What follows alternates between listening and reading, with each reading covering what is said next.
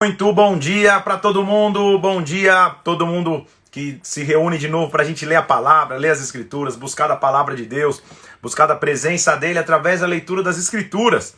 Não há nada melhor do que ler a palavra e nela buscar direção, nela buscar instrução. Seja muitíssimo bem-vindo, bem-vinda, galera que está chegando aí. Rosimeire Borges, Renato Pena, bom dia. Márcio Gustavo, bom dia, glória a Deus. Que bênção. Wilson Cardoso, bom dia, Wilson. Deus abençoe.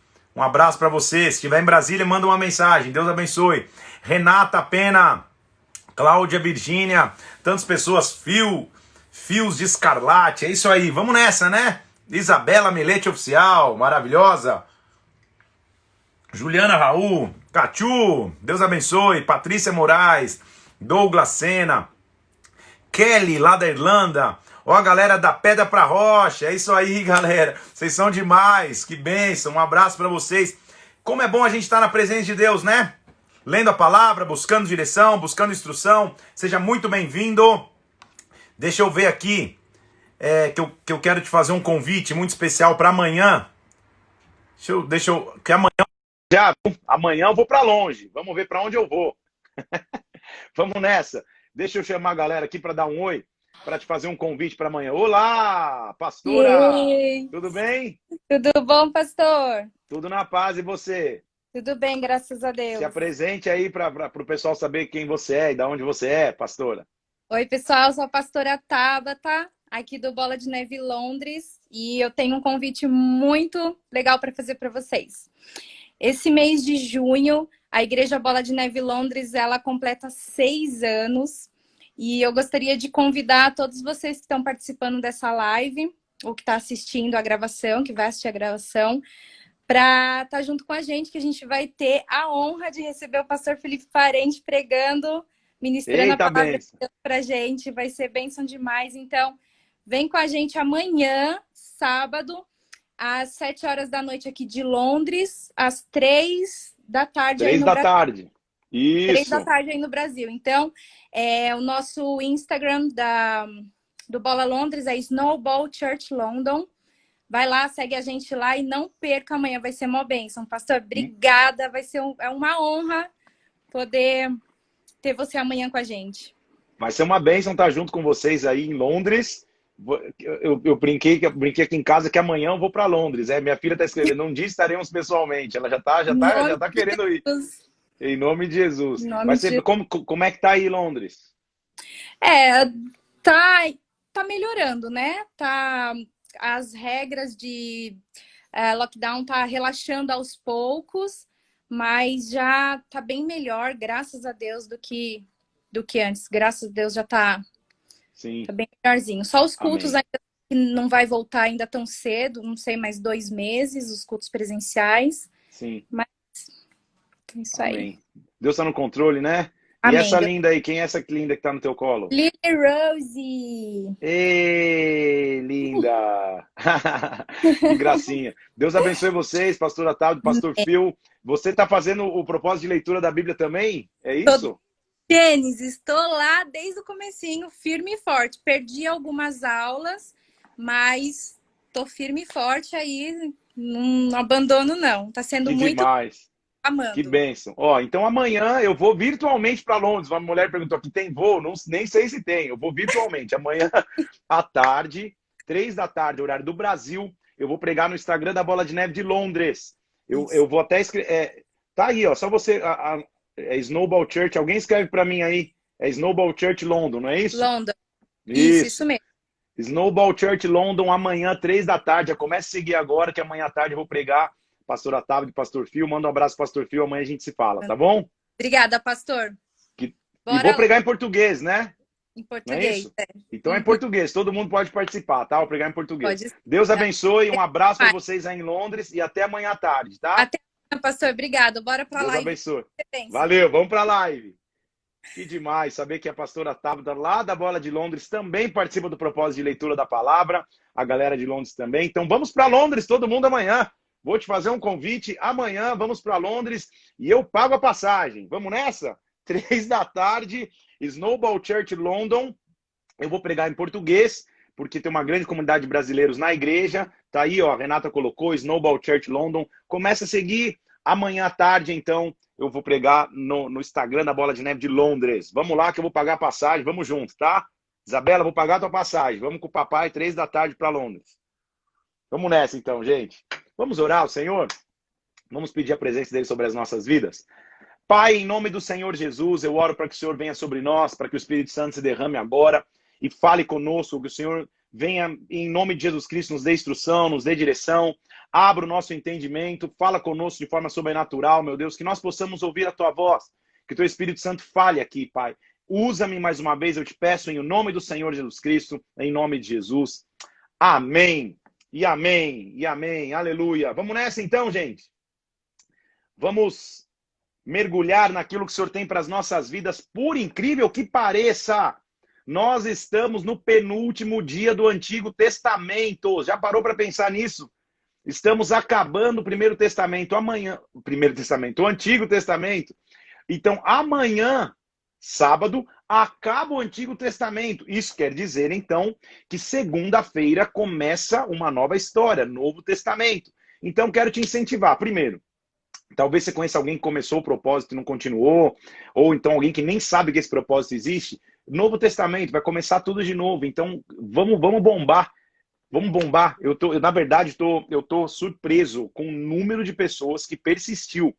Não é fácil, eu sei que não é fácil. São 74 dias hoje, não é isso? 75 dias hoje, direto lendo a palavra e com os compromissos que você tem, com a quarentena, aí volta de quarentena, isolamento, volta. Então, como é bom ver que as pessoas persistiram. Então, valeu você que persistiu até então. Vamos convidar mais gente ainda, porque segunda-feira começa o Novo Testamento. Amém? Vamos nessa? Tomar meu café aqui e vamos mergulhar, porque hoje tem bastante matéria, por assim dizer, porque a gente está vendo os profetas menores. E quando a gente fala de profetas menores, a gente está falando de livros menores, então, poucos capítulos, isso quer dizer que a gente vai ver vários hoje, até chegar no penúltimo, antes de terminar o Antigo Testamento. Nós estamos no meio da história de Miqueias. Miqueias era então um profeta que viveu numa cidade a cerca de 32 quilômetros de Jerusalém, então profetizou na região de Judá, ele profetizou nos tempos do rei Jotão, Acás e Ezequias, tá bom? Ele, mais uma vez, como os profetas do Novo Testamento, hoje estou novo e antigo, tá uma benção, os profetas do Antigo Testamento, mais uma vez a gente vai ver então, ele tentando trazer o povo ao arrependimento e a compreensão de que eles estavam longe da aliança que tinham que ter com Deus, longe da aliança que tinham que ter com o Senhor. Então, olha que importante, depois do capítulo 5, que foi quando a gente terminou ontem, que ele teve uma visão de que Belém Efrata, a menor cidade, que não deveria nem ser mencionada, dela sairia o Redentor, o Salvador, uma visão messiânica. Então, ele começa a falar no capítulo 6, e agora a nossa leitura, então, hoje, se inicia no capítulo 6 do livro de Miqueias. Diz assim: ouvi agora, diz o Senhor, levanta-te, defende a tua causa perante os montes, ouçam os outeiros a sua voz. Ou seja, por quê? Defende a tua causa, povo. Porque o que eu vou dizer para vocês, versículo 3, uma pergunta interessante do próprio Senhor. Ele diz assim: povo meu, o que eu tenho feito? Com o que eu te enfadei? Me responde. Em outras palavras, Deus está dizendo, onde que eu errei com vocês? O que eu fiz de errado para vocês me abandonarem desse jeito? O que eu fiz de errado para vocês fazerem o que estão fazendo dessa forma, se comportando dessa maneira? É isso que ele estava dizendo. Porque, versículo 4, eu te fiz sair da terra do Egito. Eu te remi, eu te enviei Moisés. Então, lembra do que aconteceu lá com Balaque, com Balaão. Ou, em outras palavras, lembra como eu cuidei de vocês. Lembra disso. Agora, agradar-se ao Senhor de milhares de carneiros e 10 mil ribeiros de azeite? Ou seja, ele vai se agradar só de sacrifício? Não, não. O que eu fiz para vocês? Por que vocês estão distantes de mim? Aí ele está dizendo, versículo 9, a voz do Senhor clama à cidade. Ouvi, ó tribos, que aquele que cita, ou seja, escuta o que eu estou falando. Ainda há na casa do ímpio tesouros da impiedade e o detestável éfa minguado, ou seja, vai sobrar o que ele fez? Poderei eu inocentar balanças falsas, bolsas de pesos enganosos, ou seja, poderei eu fazer justiça se vocês estão fazendo injustiça, ou seja, como que eu vou te inocentar se na tua casa ainda tem coisas difíceis? Então, ele está dizendo, vocês vão entrar num tempo em que, versículo 14, comerás e não te fartarás, a fome estará nas tuas entranhas, vocês vão comer e não vão encontrar fartura. Você vai semear, versículo 15, contudo você não vai plantar, você não vai cegar. Pisarás a azeitona, mas você não vai sentir o azeite, ou seja, você vai trabalhar a expressão bíblica debalde, ou seja, você vai trabalhar, vai correr, correr, correr e não vai conseguir suprir, vai correr, correr, correr e não vai conseguir fazer, você vai trabalhar à toa.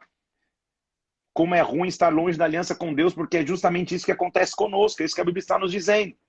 Quando nós estamos distantes da aliança com o Pai, nós produzimos, mas na verdade nossa produção não adianta para nada. É isso que ele está falando. Por que isso vai acontecer? Porque Israel está debaixo de uma corrupção moral, ele está dizendo, Miqueias. Ele está falando assim, ai de mim, porque eu estou como são colhidas as frutas do verão. Lembra que ele já tinha falado da visão das frutas do verão? Que aqui em hebraico é a palavra semelhante para fim? Então, ai de mim, porque eu estou como aquele que está vendo que o fim está chegando, ou seja, já não há cacho de uvas para chupar, já não há figos que minha alma deseja, a terra pereceu, não há entre homens um que seja reto. Ele começou a olhar o cenário e falar, ai de mim, porque realmente a situação está difícil. Não tem mais uva, não tem mais planta, não tem mais um homem reto. O que vai acontecer conosco? Olha o que ele diz assim, olha o cenário terrível que está, versículo 6. O filho despreza o pai, a filha se levanta contra a mãe, a nora contra a sogra. É uma confusão, casos de família de novo. Eu, porém, aleluia, como é maravilhoso quando os profetas eles trazem um disco de esperança. Eu, porém, olharei para o Senhor e esperarei no Deus da minha salvação. O meu Deus me ouvirá. O meu Deus me ouvirá. Em outras palavras, eu espero nele e ele vai ouvir a minha voz. Eu espero nele, ele vai ouvir o meu clamor. O Senhor se compadece de Israel. Olha o que ele está dizendo lá, ó, versículo 8. Inimiga minha, não se alegra a respeito de mim, porque ainda que eu tenha caído, eu vou me levantar. Então, frase de hoje, que eu esqueci de passar para o meu querido irmão e filho na fé aqui de Brasília, Mauro, que já virou meme. Mauro, anota aí. Frase de hoje. Ainda que eu caia, ou ainda que eu tenha caído, eu vou me levantar. Isso que ele está dizendo, inimigo, nem se alegra. Tipo, o meu negócio aqui é com Deus, viu? Judá está dizendo, Deus vai me punir, mas nem se alegra com a minha queda, porque ainda que eu tenha caído, eu vou me levantar. Versículo 8. Sofrerei a ira do Senhor, porque pequei contra ele. Até que ele julgue a minha causa, ele me tirará para a luz e eu verei a sua justiça. Que versículo maravilhoso. A minha inimiga verá isso, escobrirá de vergonha. Porque ela diz, onde está o Senhor? Cadê Deus? Os meus olhos a contemplarão agora, ela será pisada como quem pisa lama nas ruas. No dia da reedificação dos teus muros, nesse dia, os teus limites serão removidos para longe. Ou seja, Deus vai trazer esperança sobre nós. Deus vai trazer glória sobre nós. Deus vai trazer redenção sobre nós. Ainda que eu tenha caído, eu vou me levantar. Ainda que eu tenha caído, eu vou me levantar. Como é bom ver que o mesmo profeta que tem palavras duras, que tem palavras de repreensão, é o profeta que também traz esperança. Ele está dizendo, ainda que eu tenha caído, eu vou me levantar. Ou seja, inimigo nem se alegra muito aí. Nem se alegra muito aí. Ele diz assim, versículo 18, quem é semelhante a ti, que perdoas a iniquidade, te esqueces da transgressão do restante da tua herança? Quem é semelhante a ti, Pai? O Senhor é um Deus que perdoa iniquidades, Deus. Tornará, versículo 19, a ter compaixão de nós. Tornará a ter compaixão de nós. Assim ele termina o livro de Miqueias. Então, um livro onde ele trouxe muita repreensão também, como é típico dos profetas, mas ele, além de trazer repreensão, ele diz assim, há um Deus que se lembra de mim. Inimigo, ainda que eu tenha caído, eu vou me levantar. Em outras palavras, caiu, levanta, porque Deus vai te dar força para levantar. Inicia então um outro profeta menor chamado Naum. Naum significa confortador, ou aquele que é cheio de conforto. Não há muita informação, na verdade, sobre Naum, de onde ele estava. Na verdade, ele é chamado de Eucosita, que não tem... E só isso não ajuda muito na sua localização. Lá na frente, um dia, lá no Novo Testamento, na região de Cafarnaum, se chamou aquela região de aldeia de Naum. E isso pode ser um indício histórico de onde veio Naum, de que região ele veio, mas também não há muito indício de onde ele era. O que se sabe é que ele profetizou sobre Judá durante os reinados de Manassés, Amon e Josias. Tá? Esse foi o momento que ele profetizou. E o livro de Naum, ele está direcionado a um público, entre aspas, específico. Ele vai falar diretamente contra a Assíria, basicamente profetizando contra Nínive, a queda de Nínive. Nínive, você já viu ontem quando a gente estudou Jonas, era a capital do Império Assírio. Então ele está falando basicamente contra a Assíria, mas contra Nínive. Então ele está trazendo julgamento, está trazendo repreensão contra Nínive. É basicamente isso nos 3 capítulos de Naum. Vamos ler? Sentença contra Nínive, versículo 1. Livro da visão de Naum, o Eucosita, como eu te disse, é a única informação que se tem dele. O Senhor é Deus zeloso e vingador, o Senhor é vingador e cheio de ira. O Senhor toma vingança contra os seus adversários, o Senhor reserva indignação para os seus inimigos. Ou seja, ele é um Deus que retribui também para os inimigos. Por quê? Nínive certamente atacava muito o povo de Deus e se alegrava quando via o povo de Deus em ruínas, caindo. Ele está dizendo, o Senhor é um Deus vingador, hein? Olha só, versículo 3. O Senhor é tardio em irar-se, mas grande em poder e jamais inocenta o culpado. O Senhor tem o seu caminho na tormenta e na tempestade as nuvens são o pó dos seus pés. Ou seja, Deus é justo. Se ele é justo, significa dizer que ele jamais inocenta um culpado. Então ele está falando para Nínive, ok? Ele fala, assim como Deus puniu a sua nação por ter culpa, quanto mais os inimigos não seriam punidos também. E aí ele fala da grandeza de Deus, versículo 4 e 5, ele repreende o mar, faz secar os rios, e os montes tremem perante dele, a terra se levanta diante dele. Quem pode suportar a sua indignação? Ou seja, quem pode suportar a sua grandeza? O Senhor é bom. Versículo 7, é fortaleza no dia da angústia, conhece aqueles que nele se refugiam. Então olha uma palavra de novo, de esperança aí, ele é bom. Então agora, sobre ti, Assíria, versículo 14, contra ti, Assíria, o Senhor deu ordem que não haja posteridade que leve o teu nome. Os teus deuses exterminarei, as tuas imagens de escultura de fundição eu exterminarei. Ou seja, ele vai vir contra a Assíria. Eis sobre os montes os pés do que anuncia as boas novas, do que anuncia a paz. Celebra as tuas festas, Judá. Cumpre os teus votos, porque o homem vil não passará por ti, ele é inteiramente exterminado. Ou seja, Deus vai cuidar dos teus inimigos.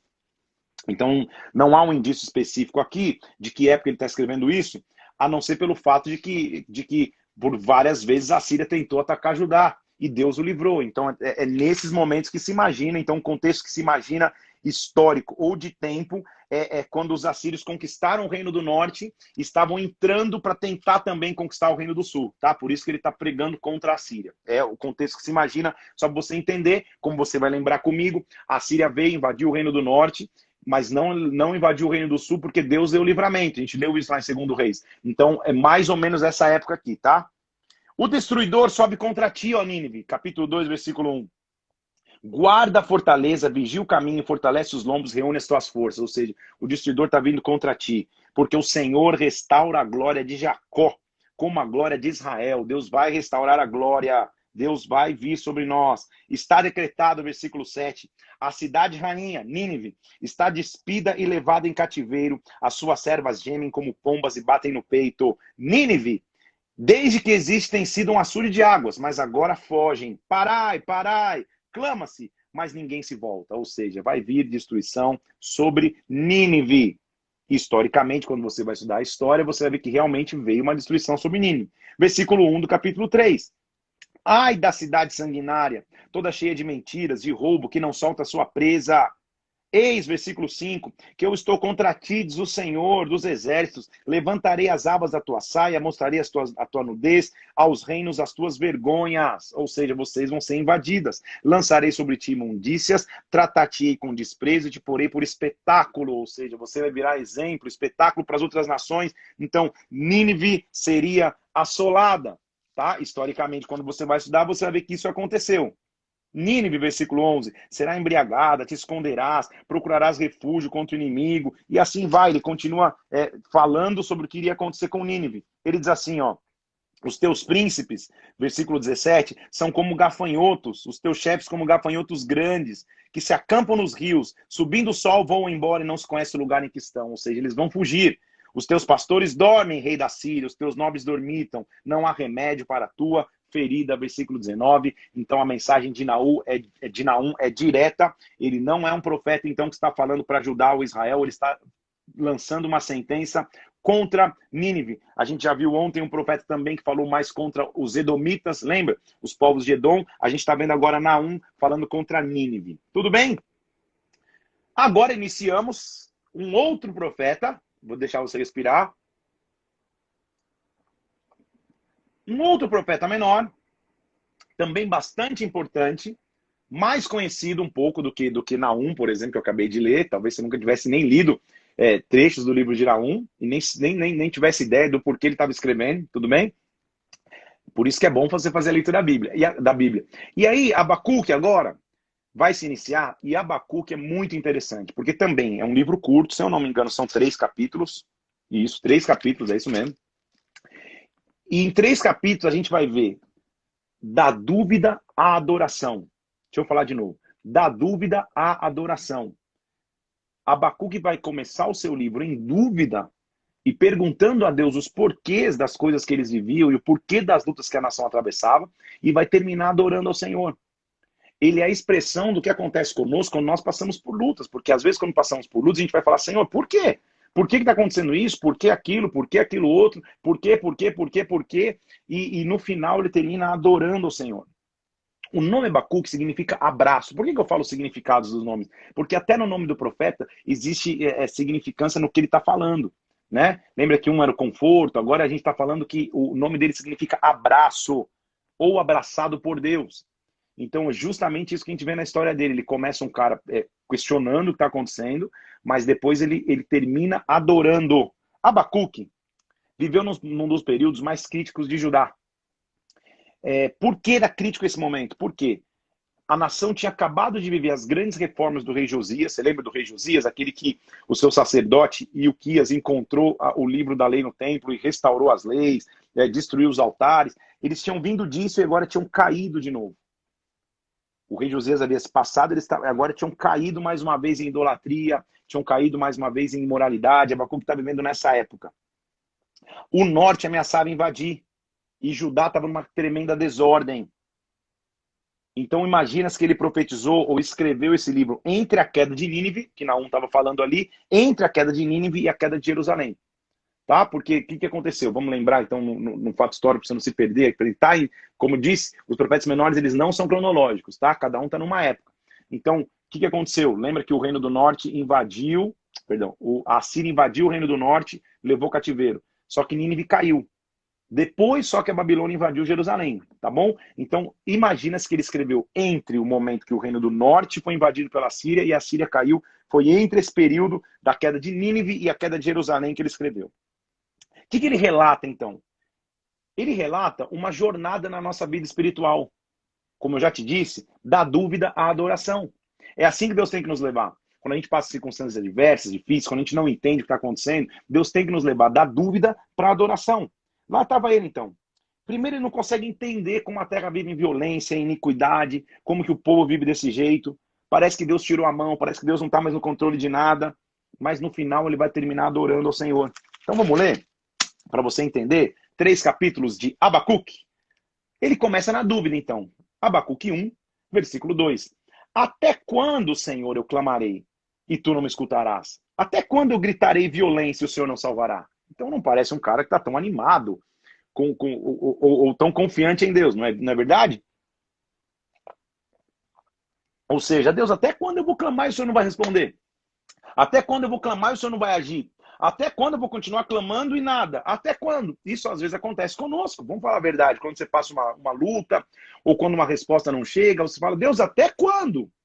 Até quando eu tenho que esperar? Até quando eu clamo e o Senhor não salva?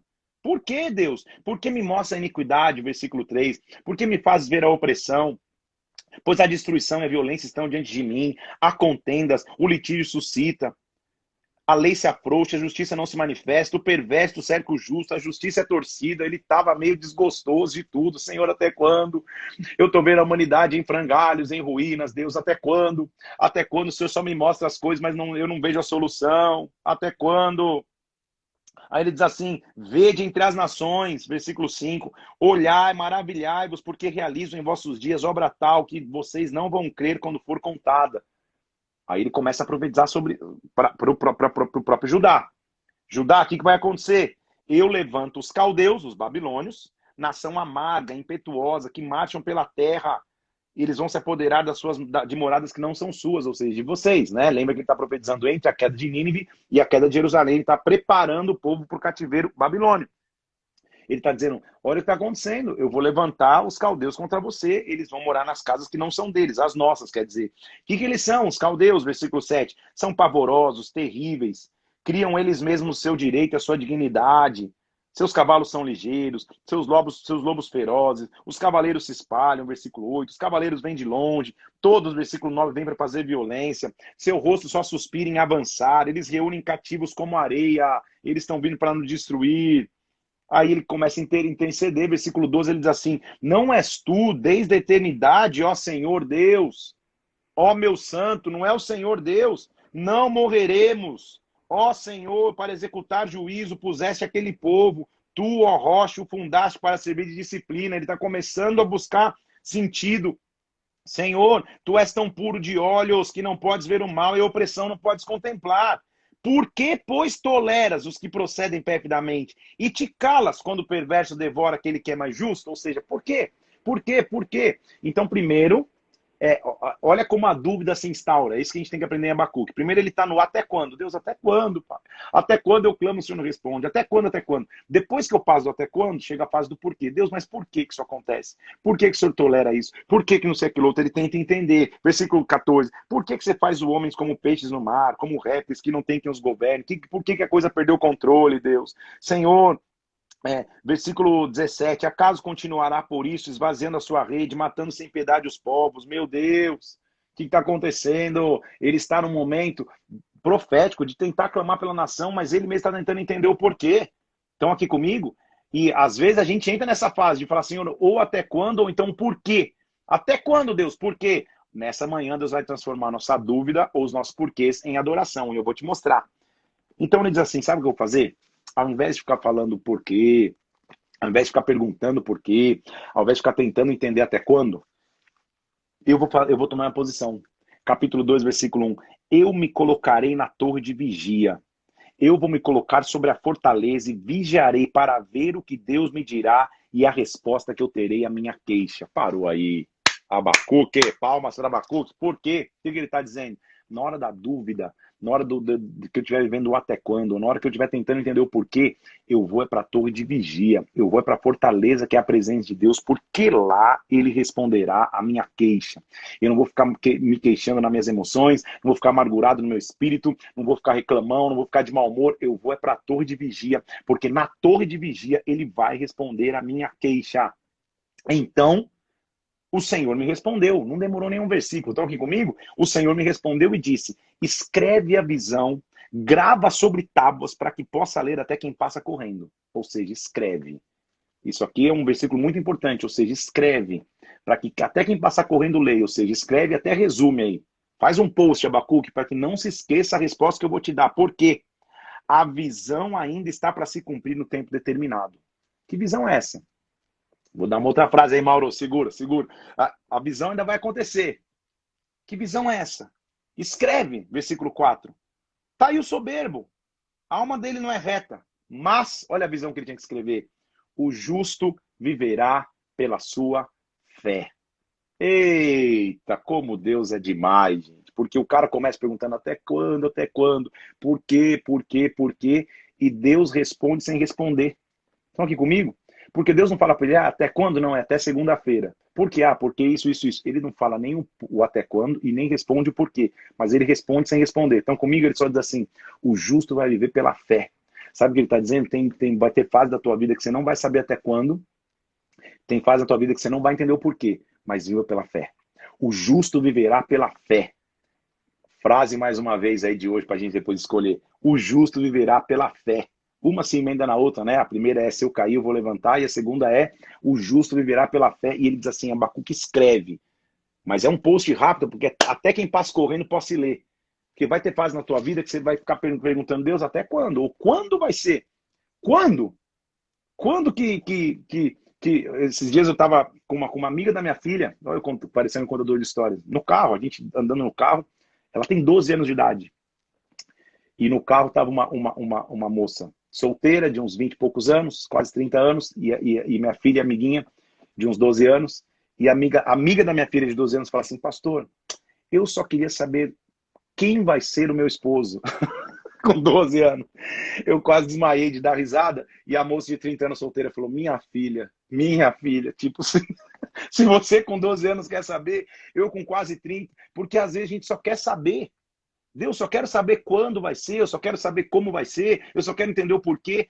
E a resposta de Deus, às vezes, é responder sem responder. Ele só responde assim, o justo viverá pela fé. O justo viverá pela fé. Então, às vezes, você não vai ter a resposta do quando vai ser, ou do porquê você está vivendo algo, mas você vai ter uma resposta que responde tudo. Sem responder nada, responde tudo. Estamos entendendo? O justo viverá pela fé. Então ele começa a dizer, já que o justo vai vir pela fé, então agora eu vou começar a rogar um monte de ais sobre os caldeus. Os caldeus que viriam atravessar e que viriam destruir Jerusalém, ele vai agora rogar ais. Rogar um ai é como se falasse uma maldição. Ai de você que faz isso, ai de você que faz aquilo. Então ele gasta o capítulo 2, o resto do capítulo 2, falando os ais sobre os caldeus. Já não é mais sobre Judá, já é sobre os caldeus. Por quê? Ele já deixou de tentar entender o até quando ou por que eles vivem o que vivem, e ele já está dizendo, os caldeus podem até vir, podem até nos atropelar, mas já estou dizendo que sobre eles virá sentença. Está entendendo como ele começa a andar pela fé? O justo tem que andar pela fé e não pelo que vê. Não! Ele diz assim, ai, versículo 6, daquele que acumula o que não é seu. Ai, daquele que acumula o que não é seu. Primeira coisa. Até quando? E daquele que a si mesmo se carrega de penhores. Ai, daquele que se acumula do que não é seu, caldeus. Ai, versículo 9, daquele que ajunta em sua casa bens mal adquiridos. Ai, versículo 12, daquele que edifica a cidade com sangue e fundamenta a cidade com iniquidade. A nossa resposta é, a terra, versículo 14, se encherá do conhecimento da glória do Senhor, como as águas cobrem o mar. Esse é um dos meus versículos mais favoritos de toda a Bíblia, Abacuque 2,14. A terra se encherá do conhecimento da glória do Senhor, como as águas cobrem o mar. Ele está fazendo uma analogia, porque a terra se encherá do conhecimento da glória. Conhecimento da glória é uma expressão. E conhecimento é a mesma palavra para a retração da onda, que vai para trás e volta de novo com força. Então ele está dizendo, agora nós estamos sendo retraídos, agora nós vamos retrair, agora nós vamos sofrer perdas, agora a Babilônia vai nos invadir, mas depois que a onda retrair e voltar, a terra vai se encher do conhecimento da glória do Senhor, como as águas cobrem o mar. Ou seja, o conhecimento dessa glória será a restauração que Deus vai fazer na minha vida. O conhecimento dessa glória será a onda que retraiu e vai voltar. O conhecimento dessa glória será a nova história que Deus fará sobre mim. Oh, meu Deus, como é maravilhoso esse contexto, esse versículo. Aí ele diz assim, do que adianta o ídolo, versículo 18? Entendam, visto que foi um artesão, um artífice que o esculpiu. Do que adianta a imagem de fundição? Mestra de mentiras. Do que adianta isso? Ai daquele que diz para a madeira acorda, ou que fala para a pedra desperta. O ídolo pode ensinar? Ele só está coberto de ouro e de prata, mas no seu interior não tem fôlego nenhum. Porém o Senhor está no teu templo, a terra se cale diante dele. Aleluia, Deus é maravilhoso. Agora, são 3 capítulos. No primeiro o cara estava até quando? No segundo ele já começou a entender que o justo vive pela fé, e começou, inclusive, a dizer, ai do inimigo, porque a terra vai se encher da glória. E como que ele vai terminar o seu livro? Em 3 capítulos, olha o que Deus faz com ele. Oração do profeta Abacuque sob a forma de canto. Por quê? Há indícios que Abacuque era do sacerdócio levítico, ou seja, ele também cuidava da adoração dentro do templo. Então, e um dos indícios é que, inclusive, ele vai terminar fazendo uma oração em forma de canto. Não dá para fazer um canto se você não cuida da adoração, se você não é do templo, tudo bem? E ele diz assim, tenho ouvido, Senhor, tuas declarações. Eu estou alarmado. Aviva a tua obra, Senhor. Aviva a tua obra. No decorrer dos anos, no passar dos anos, faz a tua obra conhecida. E quando na tua ira o Senhor estiver, se lembra da tua misericórdia. A sua glória cobre os céus. A terra se enche do seu louvor. Oh, meu Deus do céu, como o cara começa a adorar o Senhor. O seu esplendor é como a luz. Os raios brilham na sua mão. Ele começa a adorar o Senhor. E aí, olha como ele termina o seu livro. Versículo 17. Ainda que a figueira não floresça, ainda que não haja fruto na vide, ainda que o produto da oliveira minta, ainda que os campos não produzam mantimento, ainda que as ovelhas sejam arrebatadas no aprisco, ainda que não haja gado nos currais, Eu me alegro no Senhor, eu exulto no Deus da minha salvação. É o mesmo cara que estava perguntando até quando, estava tentando entender o porquê. Ele deixou de tentar entender o porquê. Mesmo que nada floresça mais, mesmo que não tenha gado, mesmo que não tenha ovelha, mesmo que não tenha flor, eu me alegro no Senhor. Ou seja, eu aprendi que eu tenho que viver pela fé. Eu não tenho que tentar entender o porquê toda hora. O Senhor Deus é a minha fortaleza. Ele faz os meus pés como o da corça. Ele me faz andar altaneiramente. Ou seja, Ele me faz andar levantado, posicionado. Ele me levanta. Eu estou dizendo para você, da dúvida à adoração, da dúvida à segurança que só a fé pode trazer. Entenda comigo, o cenário não tinha mudado em absolutamente nada. Nada. Na verdade, só tinha piorado, porque a nação continuava idólatra, a ameaça da Babilônia continuava lá, mas o que tinha mudado era no interior do profeta. A sua fé tinha despertado. Quando a nossa fé se desperta, dentro da situação que vivemos, a situação já se transforma. Que Deus aviva a tua fé. Entenda, o justo vive pela fé. Você viu como a série da Bíblia dá uma série de pregações? Meu Deus do céu. Aí começa um outro livro. Profeta menor, mais uma vez, Sofonias. Sofonias significa o Senhor escondeu. E ele foi profeta em Judá, ou seja, o Senhor escondeu, o Senhor guardou segredos. Isso que ele está dizendo, o Senhor guardou revelações. Ele foi o último dos profetas a escrever antes do cativeiro. Então, o cativeiro está para chegar agora. E sua profecia foi sobre o Reino do Sul, Judá. Por que ele está dizendo? A aliança com a Síria não afetou somente Judá, mas também mudou as práticas religiosas, mudou as práticas sociais. O comportamento da Síria agora tinha tendência em Judá. Então ele vai começar a mostrar o que aconteceu com Judá e quais eram as profecias contra Judá, Jerusalém, inclusive, como alguns profetas fizeram, no seu segundo capítulo, ele vai falar sobre os povos ao redor, o que aconteceria com esses povos. Vamos nessa? Dá tempo? Claro que dá. Vamos lá. De fato, palavra do Senhor que veio a Sofonias. Aí ele vai falar quem ele é, filho de Cusi, Gedalias, Amarias, papapá, rei de Judá. De fato, consumirei todas as coisas sobre a face da terra, diz o Senhor. Consumirei os homens, animais, aves, peixes, estenderei a mão contra Judá, versículo 4.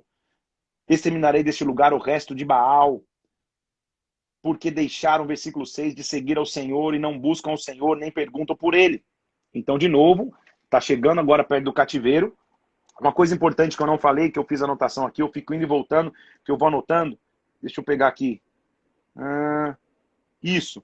Ele escreveu no auge das reformas de Josias, foi onde ele se inspirou, e mais ou menos num período bem próximo da invasão da Babilônia. Isso eu quero. Isso que eu anotei aqui, ótimo. Achei. O que ele achou? O que na verdade está trazendo para ele alerta? Que o que aconteceu com a tribo do norte não acordou a tribo do sul. Ou seja, eles viram a tribo do norte caindo, mas a tribo do sul parece não acordar. E é nessa base que ele vai escrever. Olha lá, versículo 7 do capítulo 1. Cala-te diante do Senhor teu Deus, porque o dia do Senhor está perto. O Senhor preparou o sacrifício e santificou seus convidados. Está chegando o dia do Senhor. E ele vai chegar. E olha a analogia que ele faz. Naquele tempo, versículo 12. Esquadrinharei a Jerusalém com lanternas. Castigarei os homens que estão apegados ao vinho, que dizem no seu coração, o Senhor não faz bem, nem faz mal. Tudo bem? Deixa eu ler de novo, versículo 12. Eu vou entrar com lanterna em Jerusalém, até o que vai estar escondido no escuro eu vou achar. É isso que Deus está falando. Eu vou ir com a lamparina lá e vou achar quem está escondido. Principalmente aqueles que estão entregues ao vinho, dizendo, nada a ver, não é nem bom nem ruim.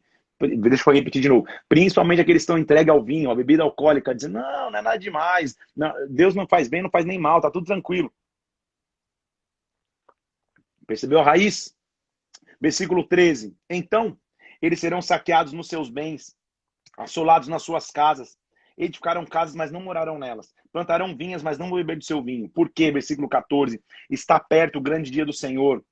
Está perto e muito se apressa. Atenção, o dia do Senhor é amargo e nele clama até o homem poderoso. Então o dia do Senhor que eles estão dizendo aqui é o dia do Senhor, que é o dia que vai chegar o cativeiro, o dia que ele vai vir para trazer a sua justiça. Aí ele fala no capítulo 2 sobre os povos ao redor. De novo, versículo 1 do capítulo 2, perdão. Concentra-te e examina-te, ó nação, que não tens pudor. Ele está falando com uma outra nação, a gente vai ver qual é.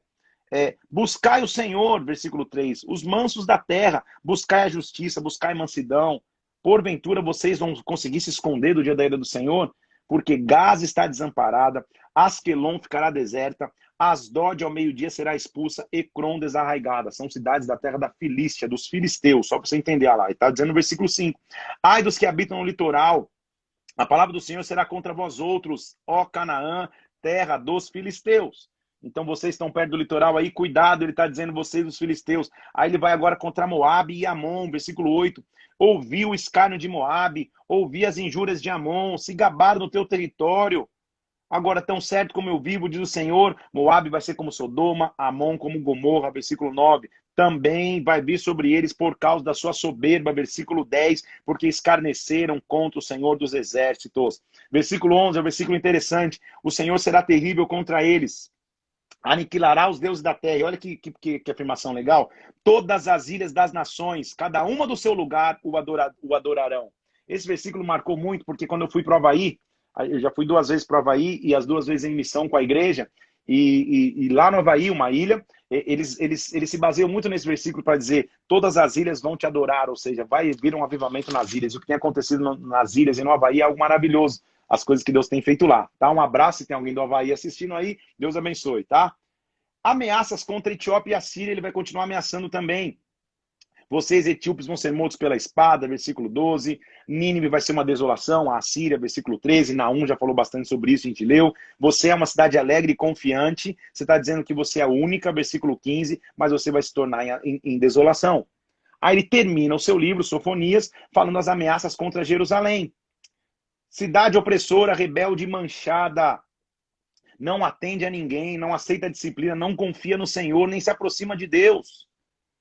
Vocês estão distantes. Você diz, certamente, o Senhor me temerás e aceitarás a disciplina. E eu estava pensando, né? Sofonias está dizendo. Assim a sua morada não será destruída, como havia determinado. Eu achava que eles iam se arrepender agora. Versículo 8. Vai ter salvação. Espera, diz o Senhor, no dia que eu me levantar para o despojo. Porque a minha resolução é ajuntar as nações, congregar os reinos, para sobre eles fazer cair a minha maldição e todo o furor da minha ira, pois a terra será devorada pelo meu zelo. Vai ser difícil. Mas, versículo 12, deixarei no meio de ti um povo modesto e humilde, que confia no nome do Senhor. E foi exatamente o que aconteceu. Lembra que no cativeiro, primeiro a Babilônia levou na primeira leva os nobres, os sacerdotes, depois levou todo o restante, mas deixou um povo humilde lá. Inclusive Jeremias ficou entre eles, lembra? Você lembra dessa história? Então ele prometeu e estava cumprindo. Então faz o seguinte, versículo 14.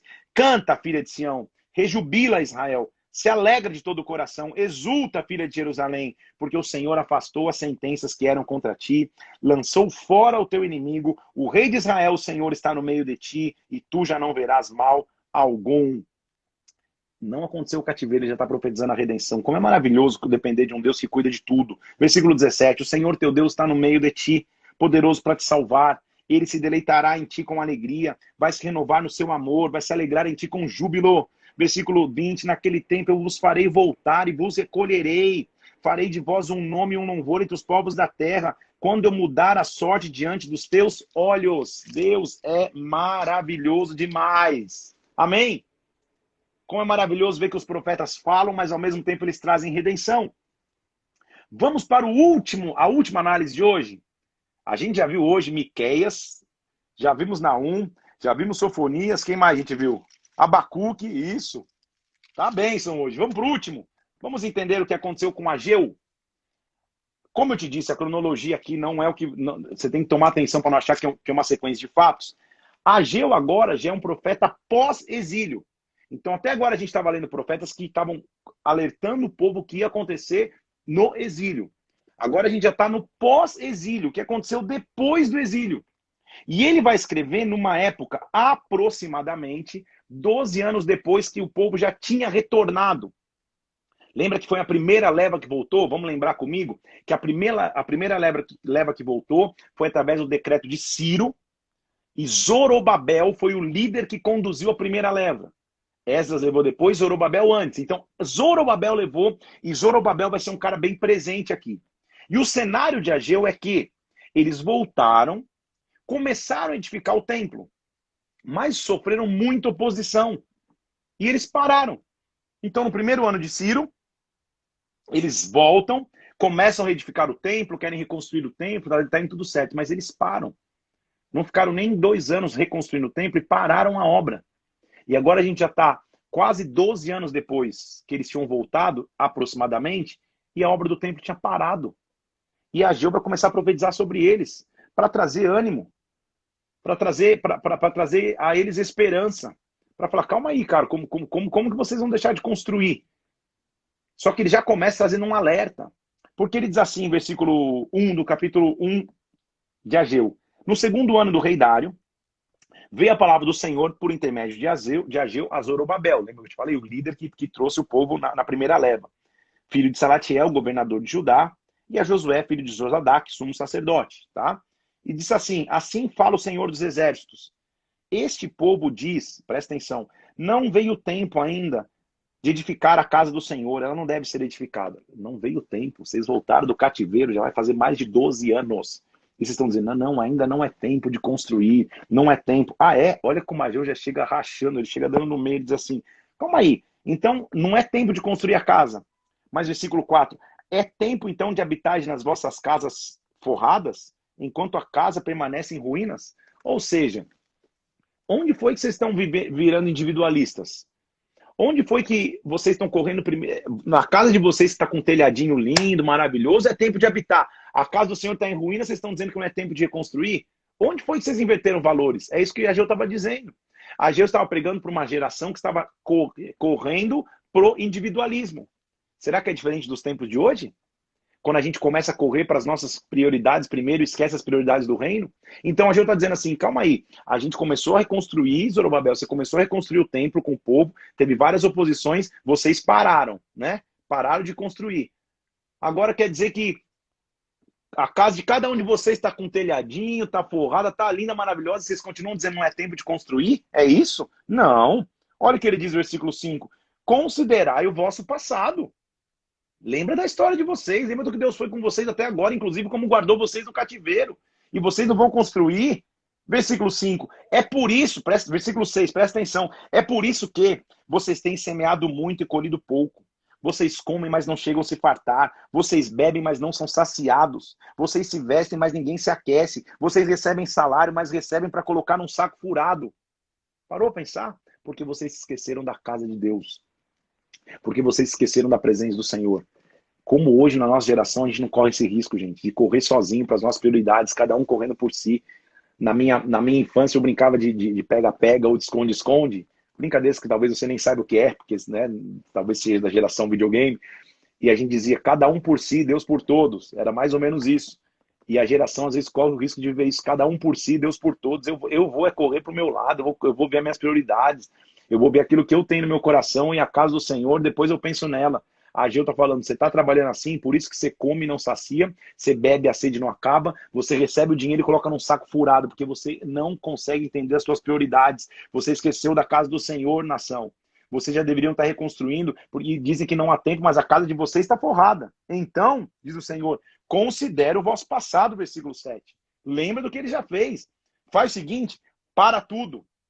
Sobe no monte, tragam madeira e edificam a casa, versículo 8. Vamos parar as suas prioridades, vamos construir algo junto, vamos entender o que você tem que fazer. Então não é para você viver uma vida desequilibrada. Deixa eu trazer um ponto aqui. Não é para você esquecer do seu trabalho e só ficar fazendo coisas da igreja o dia inteiro. Senão você está errado também. Mas o inverso também é estranho, hein? Será que você, mesmo no online, pior ainda no online, será que você não consegue parar 1 hora da tua semana, da tua intensa agenda de trabalho para assistir um culto online? Será que você não consegue no domingo reservar 2 horas da tua agenda para ir na igreja e receber de Deus porque esse trabalho é demais? Alguma coisa está errado. Algum princípio você tá ferindo aí. Por isso que talvez você trabalhe e coloque o salário num saco furado, é o que a Gil está dizendo. E eu estou dizendo nem de frequentar o culto, quanto mais de servir. Então todo o teu serviço no corpo, todo o teu serviço no reino, você serve para a eternidade. Você que é um servo fiel, que vai lá, chega, prepara o culto, fica depois, chega antes. Deus está vendo tudo isso. Deus está vendo o tempo que você dedica e entrega para a casa dele, e o que você dedica e faz para a casa dele. Ele vai te abençoar de forma sobrenatural. Então escuta o que eu estou te falando. Quem controla a tua agenda é você e é a presença do Espírito Santo. Então se você para por uma hora que seja agora eu vou parar. Eu vou parar de produzir, entre aspas, 1 minuto e vou ouvir um culto em 1 hora. Olha o que Deus vai fazer na tua vida profissional. Deus vai te fazer produzir em 3 horas, você vai produzir em 30. Escuta o que eu estou dizendo. Porque a gente está falando assim, para tudo e vamos todo mundo trazer madeira e vamos construir a casa do Senhor. Sabe por quê? Sabe, eu sei como vocês estão, ele está dizendo no versículo 9. Vocês esperaram muito e o muito veio ser pouco. Quando vocês trouxeram para casa, com assopro foi embora. Por quê? Porque a minha casa permanece em ruínas e cada um de vós corre por causa da sua própria casa. Olha o individualismo sendo combatido. Por isso o céu retém orvalho, a terra retém frutos. Eu fiz vir a seca sobre vocês. Estão aqui comigo? Vocês têm que se levantar. Então, versículo 14, o Senhor despertou o espírito de Zorobabel. Zorobabel, como líder, se levantou. E o espírito do resto do povo. E eles vieram e se começaram a trabalhar na casa do Senhor dos Exércitos. Neste contexto, vem um versículo muito, muito conhecido.